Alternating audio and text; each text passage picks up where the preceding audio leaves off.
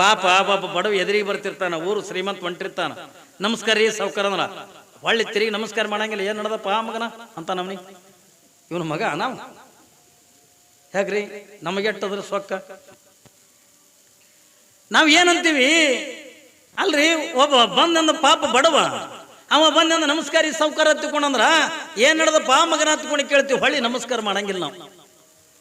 ಬೇಡ 2-3 ಸಾರಿ ನಮಸ್ಕಾರ ಸಾವ್ಕಾರ ಹತ್ಕೊಂಡಂದ್ರ ನಮಗ್ ದುಃಖ ಹಾಕದನ ಖುಷಿ ಹಾಕದ್ರಿ? ಏನಾಕದ್ರಿ? ದುಃಖ ಹಾಕದ ನಿಮ್ಗ? ಹಾಕದ ಅಯ್ಯೋ ಅಲ್ಲಿ ತಗೋ. ನಾವು ಅಲ್ಲಿ ತಗೋ. ಬೆಳಿ ಹೆಂಗ ಬರ್ತೈತಿ ಅನ್ನೋದನ್ನ ಸಾಮಾನ್ಯ ಜನರಿಗೆ ಗೊತ್ತಾಗಂಗಿಲ್ಲ. ಅದು ನಾಟಿಗಿರುವಂತ ಪ್ರಸಂಗದೊಳಗನೆ ಎಷ್ಟೋ ಜನ ರೈತರಿಗೆ ಇದು ಮುಂದೆ ಬೆಳಿ ಹೆಂಗ ಬರ್ತೈತಿ ಅನ್ನೋದನ್ನ ಬರೇ ನಾಟಿಗಿದ್ದಾಗಂದ ಹೇಳ್ತಾರತ್ತೆ. ಅಂದ್ರೆ ಇದು ಬೆಳಿ ಚೆನ್ನಾಗಿ ಬರ್ತದೋ ಅಥವಾ ಇಲ್ಲೋ ತಕೊಂಡಂತದನ್ನ ಒಬ್ಬ ನಿಜವಾಗಿರ್ತಕ್ಕಂಥ ರೈತನಿಗೆ ಅಂದ ಅದನ್ನ ನಾಟಿಗೆ ಬೆಳಿ ಚಿಕ್ಕದಾಗಿರ್ತಕ್ಕಂಥ ಪ್ರಸಂಗದೊಳಗಿನ ಹೆಂಗ ಗೊತ್ತಾಕೈತಲ್ಲ, ಹಂಗ ಈ ನಿಂಗಮ್ಮ ಮುಂದೆ ಏನಾಕಳತ್ತನ್ನುವುದನ್ನ ತನ್ನ ಬಾಲ್ಯದೊಳಗಿನ ಮಗುವಾಗಿರ್ತಕ್ಕಂಥ ಪ್ರಸಂಗದೊಳಗನೆ ತನ್ನ ಎಲ್ಲ ಲೀಲೆಗಳನ್ನ ತೋರಿಸ್ಲಿಕ್ಕತ್ತಾಳೆ. ಏನು ಲೀಲೆ? ನಾನು ಹೇಳಿದ್ನೆ ನಿಮಗೆ. ಯಾಕೆ ಎಲ್ಲ ಲೀಲೆಗಳನ್ನ ಲಿಂಗಮ್ಮ ಮಾಡ್ತಾಳ ತಗೊಂಡದ ಕೇಳಿದ್ರೆ, ಮನೆತನದೊಳಗಿಂದ ತಂದೆ ತಾಯಿಗಳ ಸಂಸ್ಕಾರ ಅಂತಕ್ಕಂಥ ಏನೈತಲ್ಲ, ತಂದೆ ತಾಯಿ ಸಂಸ್ಕಾರವಂತರಾಗಿರ್ಬೇಕು ಅನ್ನೋದನ್ನು ನಾನು ಪದೇ ಒತ್ತಿ ಯಾಕೆ ಹೇಳ್ತೀನಿ ಅಂತಕೊಂಡು ಕೇಳಿದ್ರೆ, ನಮಗ ಹುಟ್ಟುವಂತ ಮಕ್ಕಳನ್ನು ಕೂಡ ಧರ್ಮವಂತರಾಗಿ ನೀತಿವಂತರಾಗಿ ನಮ್ಮ ಮಕ್ಕಳಿಂದ ಗುಣವಂತರಾಗಿ ಅಂದ ಹುಟ್ಟಬೇಕಾಗಿತ್ತು ಅಂತಂದ್ರೆ ಮೊದಲು ನಾವು ತಂದೆ ತಾಯಿಗಳಿಂದ ಏನ್ರಿ ಗುಣವಂತರಾಗಿ ಅಂದ ಹುಟ್ಟಬೇಕು. ನಾವೆಲ್ಲ ಜೀವನ ಹೆಂಗೆ ಕಳಿಬೇಕಂತಕೊಂಡ ಕೇಳಿದ್ರೆ ಆಧ್ಯಾತ್ಮಿಕ ಜೀವನ, ಧಾರ್ಮಿಕ ಜೀವನ ಏನ್ರಿ ಒಳ್ಳೆ ಸತ್ಯ ನೀತಿ ತತ್ವಗಳಿಗೆ ಅನುಗುಣವಾಗಿ ನಾವು ಬದುಕನ್ನ ಕಳೆದಿವಿ ಎತ್ತಿಕೊಂಡ್ರ ನಮ್ಮ ಗರ್ಭದೊಳಗಿಂದ ಹುಡ್ತಕ್ಕಂಥ ಮಕ್ಕಳನ್ನು ಕೂಡ ಜ್ಞಾನಿಗಳಾಗಿ ಹುಡ್ತಾವತ್ತ ಅನ್ನೋದನ್ನ ನಾನು ನಿನ್ನಿನ ದಿವಸ ನಿಮಗೆ ಸಾಕಷ್ಟು ಉದಾಹರಣೆಗಳನ್ನು ಹೇಳ್ತಾ ಬಂದೆ. ಕಲ್ಪನಾ ಇರಲಿ, ನೀವೆಲ್ಲರೂ ಕೂಡ ಚನ್ನಬಸವಣ್ಣ ಇವತ್ತೇನು ನಿಮ್ಮಲ್ಲಿ ಚನ್ನಬಸವಣ್ಣ ಹತ್ತುಕೊಂಡು ನೀವೆಲ್ಲರೂ ಕೂಡ ಏನ್ರಿ ಚನ್ನಬಸವಣ್ಣವ್ರ ಮೇಲೆ ಅಪಾರವಾಗಿರ್ತದೆ ನಂಬಿಕೆದ. ಪ್ರತಿ ವರ್ಷನೂ ಕೂಡ ಎಷ್ಟೋ ಜನ ಭಕ್ತರಲ್ಲಿ ನೀವೆಲ್ಲ ಪಾದಯಾತ್ರಕ್ಕೆ ಹೋಗಿ ಬರ್ತಿರಲ್ಲ. ಹಾಗಾದ್ರೆ ಚನ್ನಬಸವಣ್ಣ ಹೆಂಗ ಹುಟ್ಟದ, ಯಾಕೆ ಮಹಾಜ್ಞಾನಿ ಆದತ್ತ ಅನ್ನೋದಕ್ಕ ನಿಮಗೊಂದು ಮಾತು ಹೇಳ್ತೀನಿ. ಕಲ್ಪನಾ ಇರಲಿ, ಮಗ ಮಹಾಜ್ಞಾನಿ ಆಗಬೇಕಾದ್ರೂ ಕೂಡ ಅದಕ್ಕೆ ತಂದೆ ತಾಯಿಗಳ ಸಂಸ್ಕಾರನೂ ಕೂಡ ಬಹಳ ಮಹತ್ವದದೆ. ಬಸವಣ್ಣ 12ನೇ ಶತಮಾನದೊಳಗೆ ಕಲ್ಪನಾ ಇರಲಿ ಮಗ, ಬಸವಣ್ಣವರಿಗೆ ಏನೋ ಒಂದು ಆಸೆ ಆಯ್ತು. ಏನ್ ಆಸೆ ಆಯ್ತು? ಬಸವಣ್ಣನವರಿಗೆ ಅಂದ ಏನು ಬಂಗಾರ ಗಳಿಸ್ಬೇಕನ್ನುವಂತ ಆಸೆ ಆಗಲಿಲ್ಲ, ಬಹಳ ದೊಡ್ಡ ಮನಿ ಕಟ್ಟಬೇಕನ್ನುವಂತ ಆಸೆ ಆಗಲಿಲ್ಲ, 100 ಎಕರೆ ಹೊಲ ಗಳಿಸ್ಬೇಕನ್ನುವಂತ ಆಸೆ ಆಗಲಿಲ್ಲ. ಬಸವಣ್ಣನವರಿಗೆ ಏನು ಆಸೆ ಆಯ್ತು ಅಂತ ಕೂಡ ಕೇಳಿದ್ರೆ, ಡೋಹರ ಕಕ್ಕಯ್ಯನ ಮನಿ ಒಳಗಿನ ಮಿಕ್ಕ ಪ್ರಸಾದ ಉಣ್ಬೇಕನ್ನುವಂಗ ಆಸೆ ಆಯ್ತು. ಕಲ್ಪನೆ ಇರಲಿ, ಅರ್ಥ ಆಯ್ತನ್ರಿ ನಿಮಗೆ? ಏನಂತಾರ, ಡೋಹರ ಕಕ್ಕಯ್ಯನ ಮನಿ ಒಳಗಿನ ಮಿಕ್ಕ ಪ್ರಸಾದ ಅಂತಂದ್ರ ಅವ ಉಂಡು ಬಿಟ್ಟಿರ್ತಕ್ಕಂಥ ಎಂದಲದ ಅನ್ನ ಉಣ್ಬೇಕನ್ನಂಗದ ಆಸೆ ಆಯ್ತಂತ. ಯಾರಿಗೆ? ಬಸವಣ್ಣನವರಿಗೆ. ಇಂಥ ಆಸೆ ಸರ್ವೇ ಸಾಮಾನ್ಯ ಯಾರಿಗೂ ಕೂಡ ಆಗಂಗಿಲ್ಲ. ಏನ್ರಿ, ಗಂಡ ಉಂಡು ಬಿಟ್ಟಿದ್ದೆ ಹೆಂಡತಿ ಉಣಂಗಿಲ್ಲ, ಹೆಂಡತಿ ಉಂಡು ಬಿಟ್ಟಿದ್ದೆ ಅಂದ ಗಂಡ ಉಣಂಗಿಲ್ಲ, ಏನ್ರಿ ತಂದೆ ತಾಯಿ ಉಂಡು ಬಿಟ್ಟಿದ್ದೆ ಅಂದ ಮಕ್ಕಳು ಉಣಂಗಿಲ್ಲ. ಈ ಆಸೆಗಳಿಂದ ಯಾರಿಗೂ ಕೂಡ ಆಗಂಗಿಲ್ಲ. ಆದ್ರೆ ಬಸವಣ್ಣನವರಿಗೆ ಅಂದ ಆಸೆ ಆಯ್ತು. ಏನ್ ಆಸೆ? ಡೋಹರ ಕಕ್ಕಯ್ಯನ ಮನಿ ಒಳಗಿನ ಮಿಕ್ಕ ಪ್ರಸಾದವನ್ನು ಉಣಬೇಕು ಅಂದಾಗ ನನ್ನ ಜನ್ಮ ಪಾವನ ಹಾಕದ ಹತ್ತುಕೊಂಡಂತ ಮಾತು ಹೇಳ್ತಾರಲ್ಲ. ಏನ್ರಿ, ಅಪ್ಪನು ನಮ್ಮ ಡೋಹರ ಎಂದಿ ಕಕ್ಕಯ್ಯ, ಬಪ್ಪನು ನಮ್ಮ ಮಾದಾರ ಚೆನ್ನಯ್ಯ ಬಸವಣ್ಣವರನ್ನ ಹೇಳ್ತಾರೆ. ಅವ್ರೇನಂತ ಡೋಹರ ಕಕ್ಕಯ್ಯನವರನ್ನ ಅಲ್ಲಿ ಜಾತಿ ನೋಡಂಗಿಲ್ಲ. ಕಲ್ಯಾಣ ಪಟ್ಟಣದೊಳಗ ಒಂದು ನಿಯಮ ಇತ್ತು.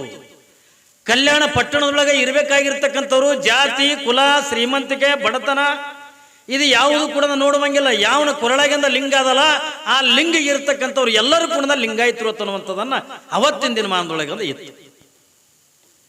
ಹಿಂಗಾಗಿ ಬಸವಣ್ಣವ್ರು ಏನಂತ ವಚನ ಬರೀತಾರೆ, ಅಪ್ಪನು ನಮ್ಮ ಡೋಹರ ಕಕ್ಕಯ್ಯ, ಏನ್ರಿ ಬಪ್ಪನು ನಮ್ಮ ಮಾದಾರ ಚೆನ್ನಯ್ಯ.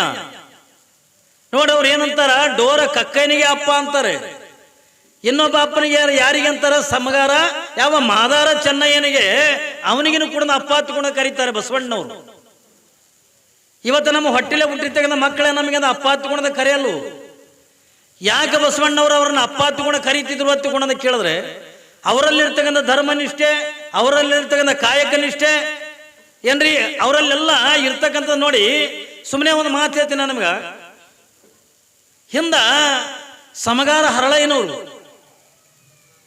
ಅವರ ಕಾಯಕ ಏನು, ಸಮಗಾರ ಹರಳಯ್ಯನವರ ಕಾಯಕ ಏನು ಅತ್ತಿಕೊಂಡಂತ ಕೇಳಿದ್ರೆ, ದನಗಳ ಚರ್ಮದಿಂದ ಪಾದರಕ್ಷೆಗಳನ್ನು ತಯಾರು ಮಾಡೋದು, ಅಂದ್ರೆ ಚಪ್ಪಲಿಗಳನ್ನು ತಯಾರು ಮಾಡೋದು.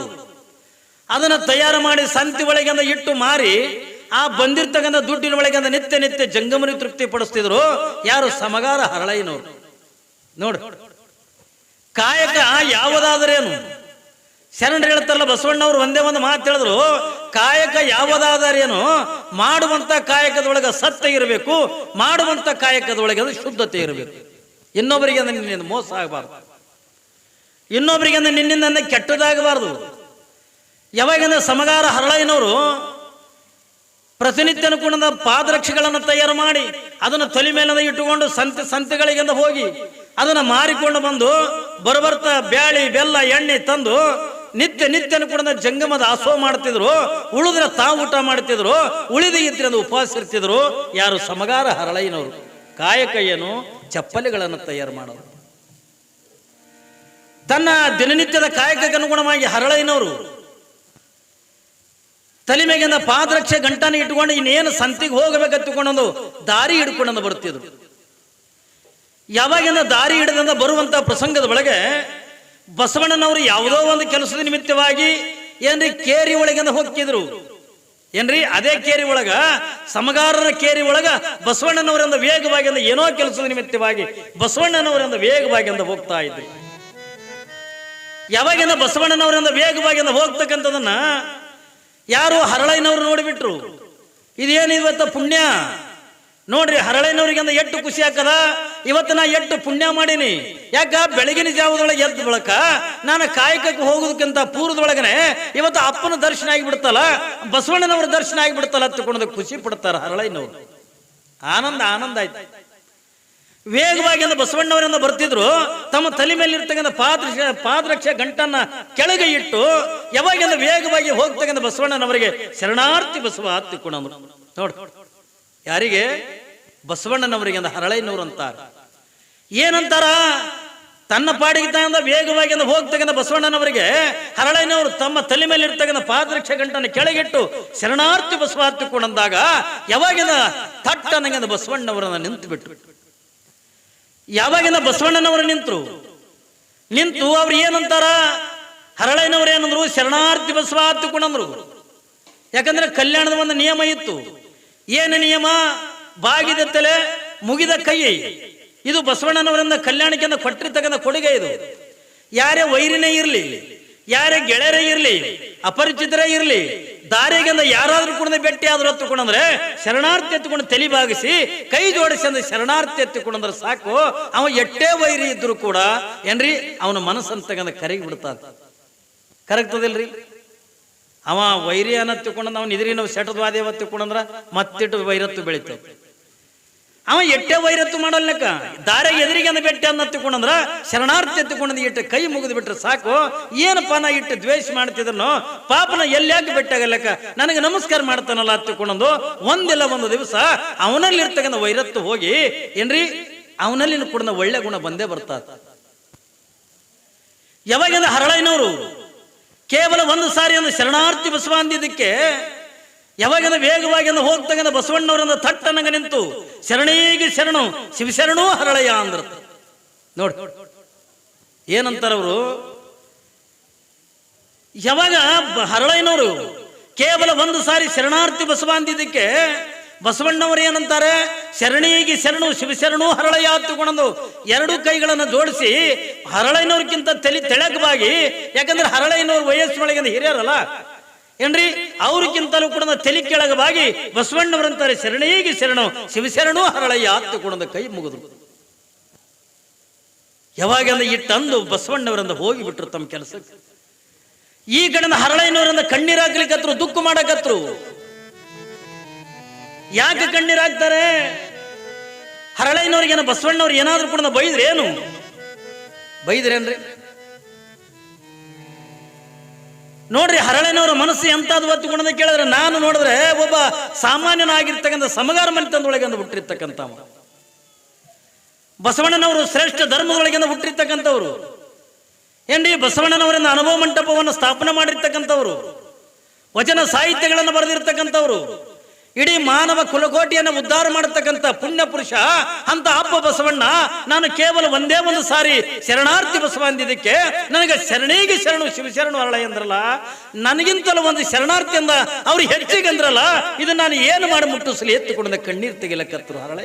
ನೋಡ್ರಿ ಇವತ್ತಿನ ದಿನ ಮಂದ ಯಾರಿಗೆ ಕಣ್ಣೀರು ತೆಗಿತೀವನ್ರಿ? ಪಾಪ ಬಡವ ಎದುರಿಗೆ ಬರ್ತಿರ್ತಾನ, ಊರು ಶ್ರೀಮಂತ ಹೊಂಟಿರ್ತಾನ, ನಮಸ್ಕಾರ ರೀ ಸಾವ್ಕಾರ ಅಂದ್ರ ಹೊಳ್ಳಿ ತಿರುಗಿ ನಮಸ್ಕಾರ ಮಾಡಂಗಿಲ್ಲ. ಏನ್ ನಡದಪ್ಪ ಮಗನ ಅಂತ ನಮ್ನಿ ಇವನು ಮಗ ನಾವು ಹೇಗ್ರಿ ನಮಗೆ ಎಟ್ಟದ್ರ ಸೊಕ್ಕ ನಾವ್ ಏನಂತೀವಿ ಅಲ್ರಿ. ಒಬ್ಬ ಬಂದಂದ ಪಾಪ ಬಡವ ಅವ ಬಂದಂದ ನಮಸ್ಕಾರ ಸಾವ್ಕಾರ ಹತ್ತಿಕೊಂಡಂದ್ರ ಏನ್ ನಡದಪ್ಪ ಮಗನ ಹತ್ಕೊಂಡು ಕೇಳ್ತೀವಿ, ಹೊಳ್ಳಿ ನಮಸ್ಕಾರ ಮಾಡಂಗಿಲ್ಲ ನಾವು. ಬೇಡ 2-3 ಸಾರಿ ನಮಸ್ಕಾರ ಸಾವ್ಕಾರ ಹತ್ತಿಕೊಂಡಂದ್ರ ನಮಗ್ ದುಃಖ ಹಾಕದನ ಖುಷಿ ಹಾಕದ್ರಿ? ಏನಾಕದ್ರಿ? ದುಃಖ ಹಾಕದ ನಿಮ್ಗ ಹಾಕದ ಅಯ್ಯೋ ಅಲ್ಲಿ ತಗೋ.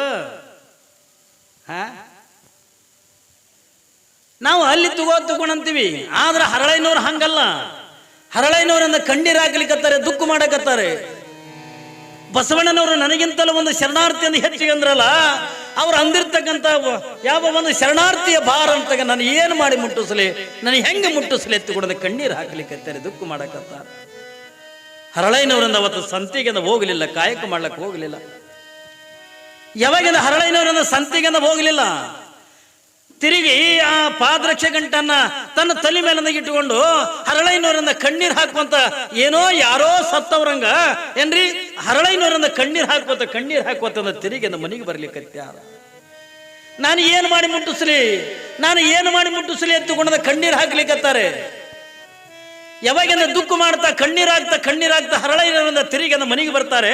ಮನೆ ಬಾಗಿಲದೊಳಗಿಂದ ಯಾರು ನಿಂತಾರ ತಗೊಂಡದ ಕೇಳಿದ್ರೆ ಹೆಂಡತಿಯಾಗಿರ್ತಕ್ಕಂಥ ಕಲ್ಯಾಣಮ್ಮ ನಿಂತಾಳೆ. ನೋಡ್ರಿ ಹೆಸರುಗಳು ಎಷ್ಟು ಚಂದ ಅವತ್ತು ಏನ್ರಿ, ಕಲ್ಯಾಣ. ಯಾವಾಗಿಂದ ಬಾಗಿಲೊಳಗಿಂದ ಕಲ್ಯಾಣಮ್ಮ ನಿಂತಾಳೆ. ಹರಳೈನವರಿಂದ ಕಣ್ಣೀರಾಗ್ತಾ ಏನ್ರಿ ಹಿಂಗ ಪೂರಾ ಎದುರಿಗಿಂದ ಹಂಗೆಲ್ಲ ತೊಯ್ದು ಬಿಟ್ಟದೆ ಕಣ್ಣೀರಿನಿಂದ.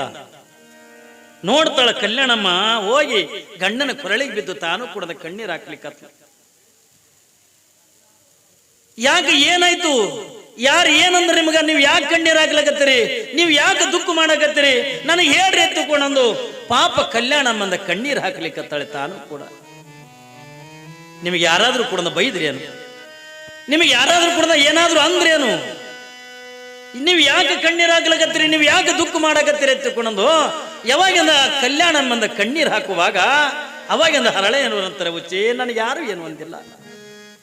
ಯಾರೇ ನನಗೆ ಏನಾದ್ರೂ ಕೂಡ ಅಂದ್ರೆ ಅಪ್ಪ ಬಸವಣ್ಣ ಹೇಳ್ಯಾರಲ್ಲ ಏನ್ರಿ, ಬಸವಣ್ಣವ್ರು ಹೇಳ್ಯಾರಿಲ್ಲ. ಒಂದ್ ವೇಳೆ ನನಗೆ ಯಾರಾದ್ರೂ ಕೂಡ ಬೈದ್ರು ಒತ್ತುಕೊಂಡಂದ್ರ ನಾನು ದುಃಖ ಪಡಂಗಿಲ್ಲ, ಯಾರೇ ನನಗೆ ಹೊಡೆದ್ರು ಕೂಡ ನಾನು ದುಃಖ ಪಡಂಗಿಲ್ಲ. ಯಾಕ ಈ ಮಾತುಗಳನ್ನ ಅಪ್ಪ ಬಸವಣ್ಣವರನ್ನ ಹೇಳಿಬಿಟ್ಟಾರೆ. ಏನಂತ ಹೇಳ್ತಾರ ತಗೊಂಡ್ರೆ, ವೈದವರನ್ನ ಮಾನಿಟರ್ ವೈರ್ ಲೂಸ್ ನೋಡು, ಒಮ್ಮೆ ಮಾನಿಟರ್ ಬರ್ತದ ಒಮ್ಮೆ ಬರೋದು ಇಲ್ಲ ಲೂಸ್ ಅದ ನೋಡು ವೈರ್ ನೋಡು. ವೈದವರನ್ನ ಹೊರೆದವರಂಬೇನು, ವೈದವರನ್ನ ಬಂಧುಗಳೆಂಬೇನು, ಬೈದವರನ್ನ ಬಂಧುಗಳೆಂಬೇನು.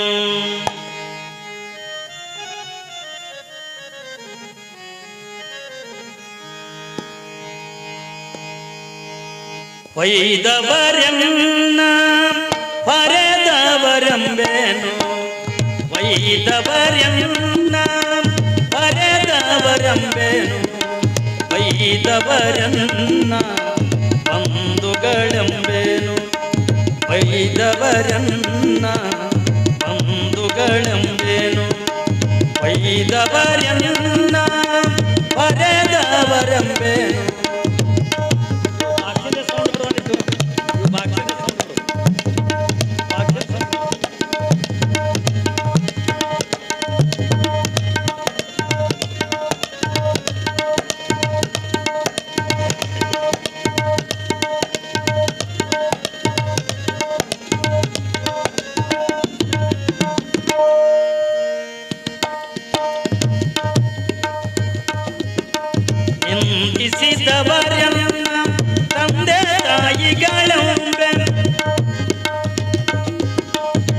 ನಿಂದಿಸಿದವರನ್ನ ತಂದೆ ತಾಯಿಗಳೆಂಬೆ ಹೊಗಳಿದವರನ್ನ ಅನ್ನ ಸೂಲದಲ್ಲಿಕ್ಕಿದವರು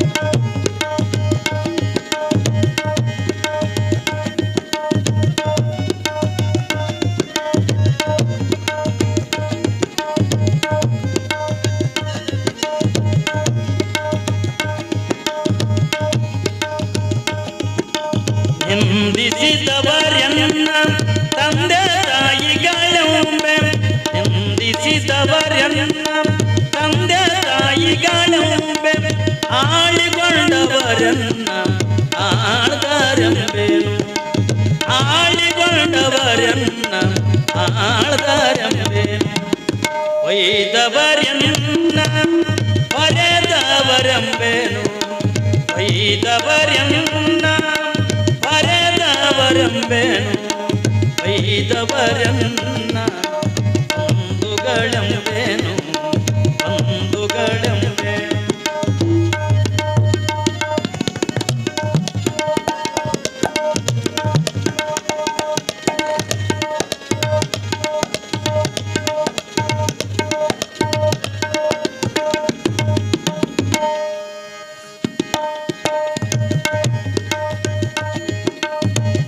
ಜರಿದವರನ್ನ ಜನ್ಮ ಬಂಧುಗಳೆಂಬೆ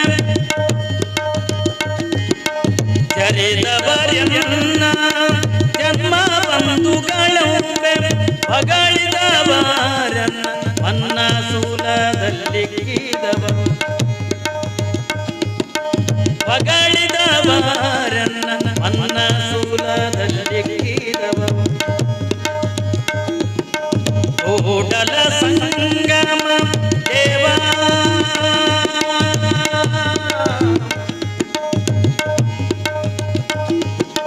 ಕೂಡಲ ಸಂಗಮ ದೇವ ದೇವ ಕೂಡಲ ಸಂಗಮ ದೇವ ದೇವ ಕೂಡಲ ಸಂಗಮ ದೇವ ದೇವ ವೈದವರ್ಯನ್ನ ಹೊರೆದವರೆಂಬೆನು ಒಯ್ದವರನ್ನ ಹೊರೆದವರೆಂಬೆನು ಒಯ್ದವರನ್ನ ಬಂಧುಗಳೆಂಬೆನು ಬಂಧುಗಳೆಂಬೆನು ಬಂಧುಗಳೆಂಬೆನು ಬಂಧುಗಳೆಂಬೆನು